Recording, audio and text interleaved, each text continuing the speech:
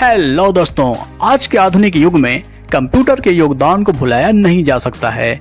आज लगभग हर क्षेत्र जैसे bank, school, college, railway station, airport, mall, office और पोस्ट ऑफिस इत्यादि में कंप्यूटर का इस्तेमाल हो रहा है, जिससे कंप्यूटर कोर्स की मांग तेजी से बढ़ी है। आज के वीडियो में हम एक ऐसे ही बहुत ही important computer course O level की बात करने वाले हैं, जिसके बारे में हम पूरी जानकारी देने वाले हैं। जैसे ओ लेवल कोर्स की योग्यता क्या है, ओ लेवल कोर्स की फीस और सिलेबस क्या है, इसमें क्या पढ़ाया जाता है, यह कितने साल का कोर्स है, ओ लेवल सरकारी नौकरियों के लिए कितना जरूरी है, कौन कौन सी सरकारी नौकरियों में ओ लेवल मांगा जाता है, क्या 2024 में ओ लेवल करना ठीक होगा या नहीं, इत्यादि अति महत्वपूर्ण बातों को विस्तार से इस वीडियो में बताने वाले हैं। तो नमस्कार दोस्तों, मैं हूं Manoj, lecturer and career coach, और आप देख रहे हैं वाईफाई नॉलेज वर्ल्ड। तो दोस्तों, अगर अभी तक आप इस चैनल को सब्सक्राइब नहीं किए हैं तो सब्सक्राइब टू दिस चैनल, क्योंकि मेरा दावा है कि अगर आप इस चैनल को सब्सक्राइब कर लिए तो कभी बेरोजगार नहीं रह सकते। तो दोस्तों, बिना वक्त गंवाए इस वीडियो पर आगे बढ़ते हैं। सबसे पहले हम बात करेंगे कि इस कोर्स की बेसिक जानकारी के बारे में।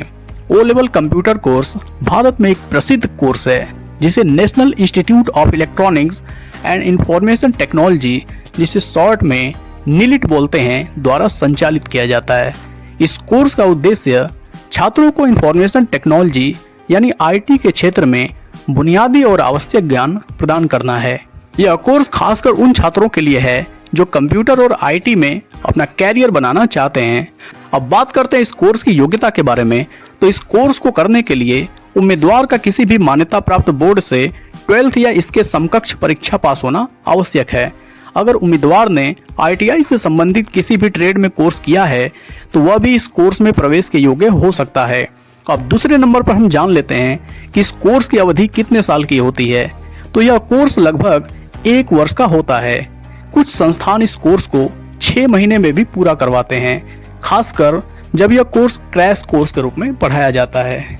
दोस्तों, अब आगे बढ़ने से पहले एक बहुत ही जरूरी सूचना आपको देना चाहूँगा कि कैरियर या कोर्स से रिलेटेड कोई भी जानकारी, कोई भी प्रश्न, अगर कोई भी डाउट आपके मन में उठ रहा हो, आप हमसे सीधे उन प्रश्नों के जवाब पाना चाहते हैं, आप हमसे सीधे मोबाइल फ़ोन से बात करना चाहते हैं, या आप हमसे सीधे अपने कैरियर काउंसलिंग करवाना चाहते हैं, तो डिस्क्रिप्शन में दिए गए लिंक पर क्लिक करके एक रजिस्ट्रेशन फॉर्म आएगा, जहाँ पे आप अपना फ़ोन नंबर, ईमेल आईडी और बातचीत करने का टॉपिक लिख दीजिए। रजिस्ट्रेशन होने के बाद सीधे आपकी बात हमसे मोबाइल फ़ोन पर हो पाएगी।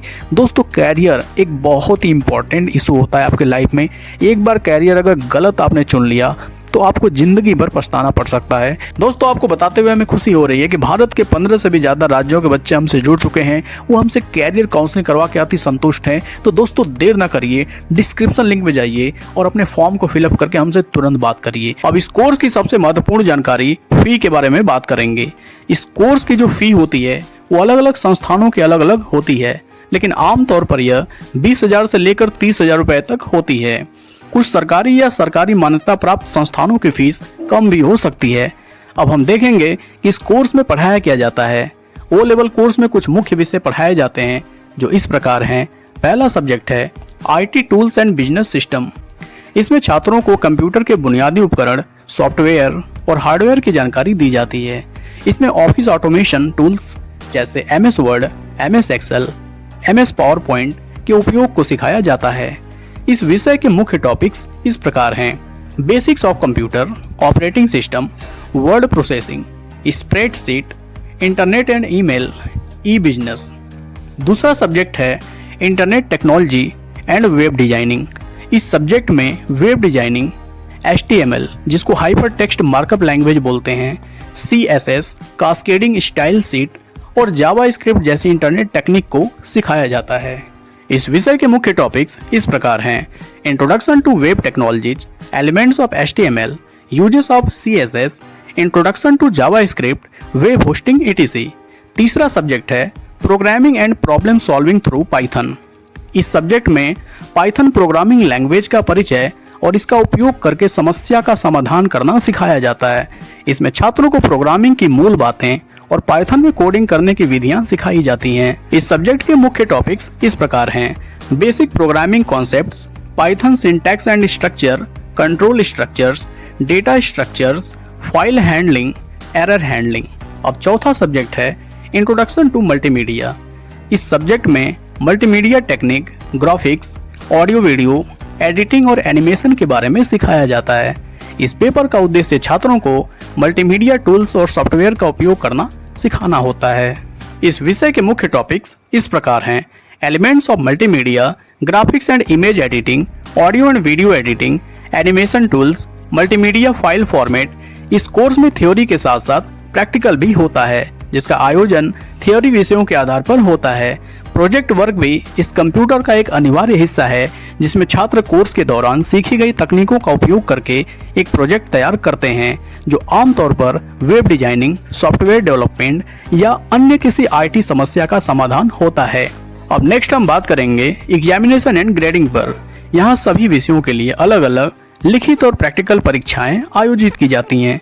ओ लेवल कोर्स की परीक्षाएं वर्ष में 2 बार जनवरी और जुलाई में आयोजित की जाती हैं। प्रत्येक पेपर में मिनिमम 50% मार्क्स लाना आवश्यक होता है।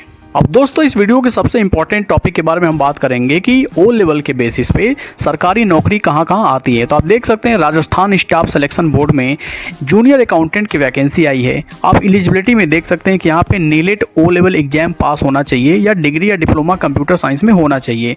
यानी अगर डिग्री डिप्लोमा नहीं है, आप केवल ओ लेवल किए हुए हैं, तब भी इस फॉर्म को भर सकते हैं। आप देख सकते हैं कि इसमें जो सीटें हैं 4911 हैं, जो कि काफ़ी अच्छी सीट है। और आप देख सकते हैं कि ओ लेवल बहुत लोग नहीं किए रहते हैं, बहुत कम लोग ही किए रहते हैं। तो ओ लेवल अगर आप किए हुए हैं तो आपको एक यहाँ पे इम्पॉर्टेंट वैकेंसी देखने को मौका मिल जाता है। वहीं इसमें आप देख लीजिए तो तहसीलदार रेवेन्यू अकाउंटेंट के पोस्ट पे भी 170 सीट है, जो कि अच्छी सीट है स्टेट लेवल पे देखा जाए तो। और यहाँ पे भी ओ लेवल पे ही वैकेंसी आई हुई है, ओ लेवल यहाँ पे मांगा गया है। इसके अलावा भी आप नेक्स्ट वैकेंसी देख सकते हैं, उत्तर प्रदेश सब ऑर्डिनेट सर्विस सिलेक्शन कमीशन यानी UPSSSC। इसमें जो वैकेंसी आई है, आप यहाँ पे देख सकते हैं कि जो ऑडिटर की पोस्ट है, ऑडिटर की पोस्ट में आप देख सकते हैं कि ओ लेवल मांगा गया है। इसकी एलिजिबिलिटी में देखिए ओ लेवल मांगा गया है। टोटल पोस्ट 138 है। इसके अलावा ऑडिटर कोऑपरेटिव सोसाइटीज़ में उसके सेकंड नीचे आप देख सकते हैं 391 पोस्ट है, और यहाँ भी ओ लेवल की सर्टिफिकेट मांगी गई है। उसके अलावा नीचे वाली वैकेंसी जिसमें एक सीट है, उसमें भी ओ लेवल मांगा गया है। दोस्तों, ओ लेवल पे काफ़ी अच्छी वैकेंसी आती रहती है टाइम टू टाइम। मैं कुछ वैकेंसी आपको सैंपल के तौर पे दिखा रहा हूँ ताकि आप समझ पाएँ कि हाँ, ओ लेवल पे भी वैकेंसी आती है। और प्राइवेट जॉब के स्कोप भी बहुत ज़्यादा है दोस्तों। आगे इसमें नेक्स्ट वैकेंसी को आप देख लीजिए, Rajasthan staff selection board RSSB में जो वैकेंसी आई है कंप्यूटर संगणक की, इसमें आप देख सकते हैं 512 पोस्ट है दोस्तों। Bachelor degree with maths economics as subject with ABC O level certificate. आप देख सकते हैं दोस्तों कि ओ लेवल सर्टिफिकेट यहाँ भी मांगा गया है। नेक्स्ट वैकेंसी आप देखिए दोस्तों, राजस्थान RSMSSB इंफॉर्मेटिक असिस्टेंस की जो वैकेंसी है, इसमें आप देख लीजिए कि इंफॉर्मेटिक्स असिस्टेंट की जो वैकेंसी है 2415 पोस्ट है दोस्तों। और यहाँ भी आप देखिए, आप इसमें नीचे देखेंगे तो ओ लेवल यहाँ भी मांगा हुआ है। यहाँ पे आप देख सकते हैं कि ओ लेवल मांगा हुआ है। Bachelor degree with O level अगर आप पास हैं तब भी इनके फॉर्म को भर सकते हैं। तो दोस्तों, कुछ मैंने ये सैंपल आपको दिखाए हैं। दोस्तों, अगर प्राइवेट जॉब में बात करें तो आप किसी भी कंपनी में जाते हैं, कोई भी आपको कंप्यूटर वाला वर्क है, अगर आपके पास ओ लेवल की डिग्री है तो बहुत अच्छी खासी जॉब पा सकते हैं दोस्तों। आपको थोड़ी सी इंग्लिश स्पीकिंग अच्छी आ रही है और ओ लेवल की सर्टिफिकेट अगर आपके पास है तो आप एक तरीके से कंप्यूटर को चलाने के योग्य माने जाते हैं। आप कोई भी कंप्यूटर पे डिपेंड वर्क कर सकते हैं। तो दोस्तों, हम इस चैनल पे कोर्स और कैरियर से रिलेटेड बहुत सारी वीडियो लाते रहते हैं। आप इन वीडियो को भी देख सकते हैं, यहाँ से आपको बहुत सारी इन्फॉर्मेशन और नॉलेज मिल सकती है। फिलहाल अपना इतना कीमती समय देने के लिए हृदय की गहराइयों से आपका बहुत बहुत धन्यवाद।